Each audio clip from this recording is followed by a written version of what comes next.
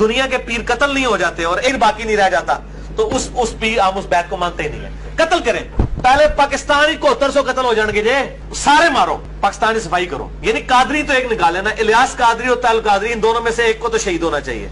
मैं कत्ल नहीं कहता, क्योंकि इलियास कादरी साहब अपने लिए भी कहते हैं अगर मुझे कोई शहीद कर दे तो मैंने माफ किया। कत्ल का लफ्ज नहीं बोलते, शहीद का लफ्ज बोलते हैं। तो इन दोनों में वैसे थोड़ी आप ज्यादा करेंगे, ये ऐसी बात ना करें।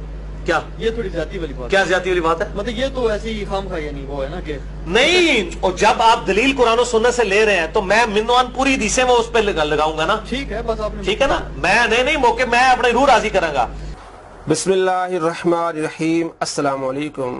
दोस्तों, आपने देखा और सुना, मैं अपनी रूह राजी करांगा, यानी कि मैं अपने नफ्स को राजी करूंगा। ये है वो नफ्स के पुजारी। नफ्स को राजी किस तरह करना है कि मौलाना इलियास कादरी साहब को कत्ल करें, डॉक्टर ताहिर कादरी साहब को कत्ल करें, पीरों को कत्ल करें। मैं अपनी नफ्स रूह राजी करांगा। तो ऐसे शख्स तबलीग नहीं कर रहे होते बल्कि तखरीब कर रहे होते हैं और ये दहशतगर्द लोगों को बना रहे होते हैं, अपने मानने वालों को उबार रहे होते हैं कि आप इनको कत्ल करें। नऊज़ बिल्लाह मिन ज़ालिक। हमारे मुल्की इदारे, उन्हें सोचना चाहिए, समझना चाहिए कि ये लोग क्या कर रहे हैं। ये एक खवारिज वाला अमल कर रहे हैं, जिन्होंने हजरत अली रज़ी अल्लाह तआला पर कुफ्र के फतवे लगाए और उनसे जंगें की। तो ये आज मुसलमानों के साथ ये कर रहा है, अपने मानने वालों को उभार रहा है और कह रहा है कि मैं अपना रूह राजी करांगा। खुदा को राजी करने की बात नहीं कर रहा। बात हो रही है बैत की। बैत की 3 किस्में हैं, बैत इस्लाम, बैत खिलाफत, बैत तकवा और परहेजगारी।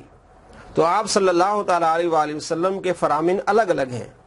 तो ये जो सुना रहा है वो आगे मैं आपको दिखाने वाला हूँ।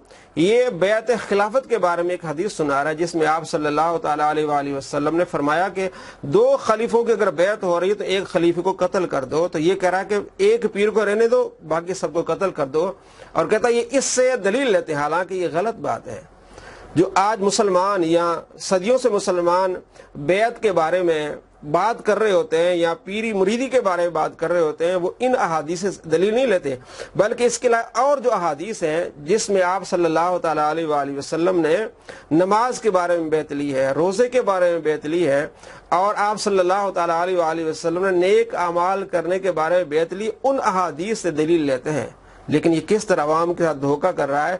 जिन अहादीस से दलील ली जाती है बैत की, पीरी मुरीदी की, उनको छोड़ रहा है और खिलाफत वाली अहादीस जो है वो पेश करके मुसलमानों को गुमराह कर रहा है।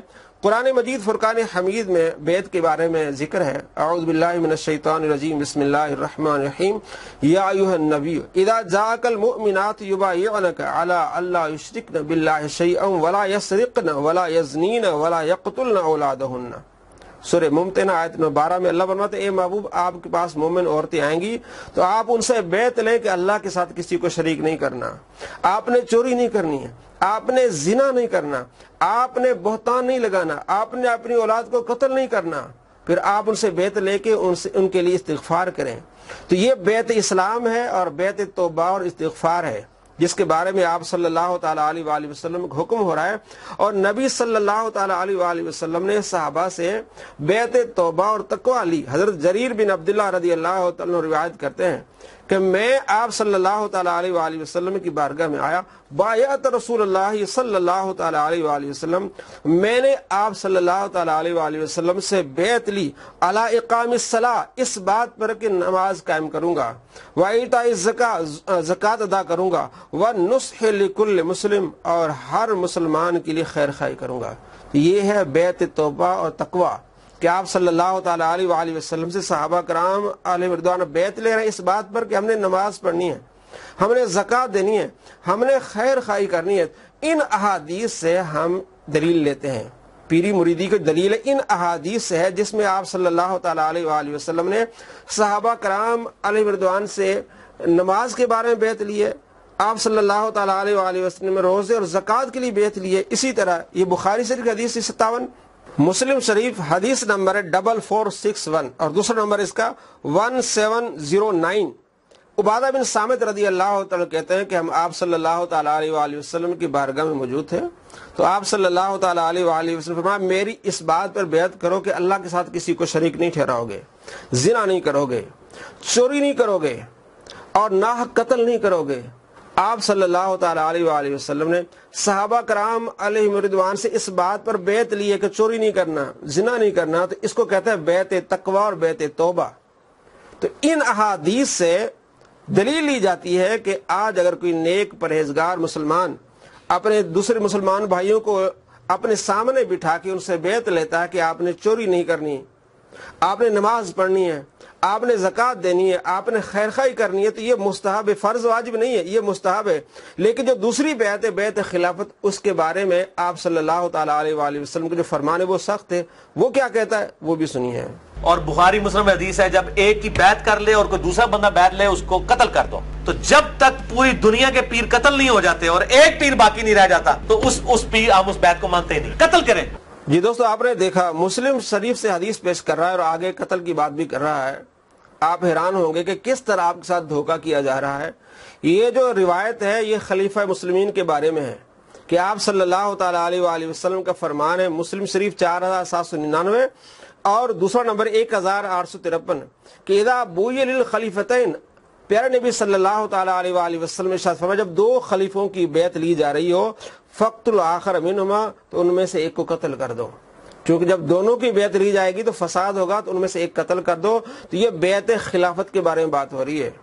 آج جو مسلمان بیعت لیتے ہیں نیک پرہیزگار کہ نماز پڑھو روزہ رکھو، اس کی بیعت لیتے، یہ بیعت خلافت نہیں ہوتی، یہ بیعت تقوی اور توبہ ہے۔ تو بیعت تقوی اور توبہ پر وہ روایات لانا، وہ احادیث لانا جو بیعت خلافت کے بارے میں ہے، کتنی بڑی بددیانتی ہے، کتنی بڑی خیانت ہے جو آپ کے ساتھ ہو رہی ہے۔ دوستو آپ خود سمجھیں، اس طرح اسلام کو سمجھا جاتا ہے، اس طرح حدیث کو پرکھا جاتا ہے۔ یہ اسلامی تعلیمات ہوتی ہے کہ وہ احادیث جو خلافت کے بارے میں ہے، جس میں آپ صلی اللہ تعالی علیہ وآلہ وسلم نے سختی فرمائی ہے تاکہ دو خلیفے نہ ہو، فساد نہ ہو، وہ روایات ان مسلمانوں پر لگانا جو مسلمانوں کو قریب کرتے ہیں، توبہ استغفار ان سے کرواتے ہیں، نماز روزے کی بات ان سے کرتے ہیں اور نیکی پر چلنے کی ان سے بات کرتے ہیں، جسے ہم پیری مریدی کے نام سے جانتے ہیں اور بیعت کرتے، یہ مستحب فرض واجب نہیں ہے۔ تو وہ جو دلیلیں ہیں ہمارے لیے کہ آپ صلی اللہ تعالی علیہ وآلہ وسلم نے صحابہ سے نماز کی بیعت لی ہے، روزے کی بیعت لی ہے، زکوٰۃ کی بیعت لی ہے، ان احادیث کو لے کے ہم کہتے ہیں کہ پیری مریدی جائز ہے۔ نیک اور صالح عالم آدمی اگر لوگوں کو بلاتا ہے اور اسے توبہ استغفار کراتا ہے کہ آپ نے نماز پڑھنی ہے، آپ نے آپ صلی اللہ تعالی علیہ وآلہ وسلم کے طریقے پر چلنا ہے، کیونکہ جب قریب آئے گا نیک آدمیوں کے کہ وہ بھی نیکی کی طرف گامزن ہوگا، تو یہ احادیث پیری مریدی کے لیے۔ اور جو سختی والی حدیث ہے وہ بیعت خلافت کے بارے میں ہے۔ آپ کو علم ہو جانا چاہیے کہ کس طرح آپ کے ساتھ دھوکہ ہو رہا ہے۔ اللہ تبارک و تعالیٰ آپ کو سمجھ عطا فرمائے اور ایسے دہشت گرد لوگوں سے آپ کو بچائے اور ان کی سوچ، ان کی فکر سے آپ کو بچائے۔ بظاہر تو حدیث پڑھ رہے ہیں لیکن حدیث وہ خلافت کے بارے میں ہے اور پیری مریدی کے بارے میں دوسری حدیث بخاری میں جیسے 57 نمبر حدیث ہے، اسی طرح مسلم شریف میں کئی احادیث ہیں کہ آپ صلی اللہ تعالی علیہ وآلہ وسلم نے صحابہ سے نماز کی بیعت لی ہے، روزے کی بیعت لی ہے، نیکی کی بیعت لی ہے۔ یہ بیعت ہے جو آج ہمارے یہاں مشہور ہے اور جس کی سختی سے آپ نے فرمایا اس کو قتل کر دو، وہ بیعت خلافت ہے تاکہ فتنہ و فساد نہ ہو۔ تو دونوں باتوں کو اس طرح اکٹھا کرنا، وہ قتل والی بات آج مسلمانوں پر، پیروں پر ڈالنا کتنی بڑی زیادتی ہے۔ اللہ تبارک و تعالیٰ آپ کو ایسے شریر لوگوں کے شر سے محفوظ رکھے۔ السلام علیکم ورحمۃ اللہ وبرکاتہ۔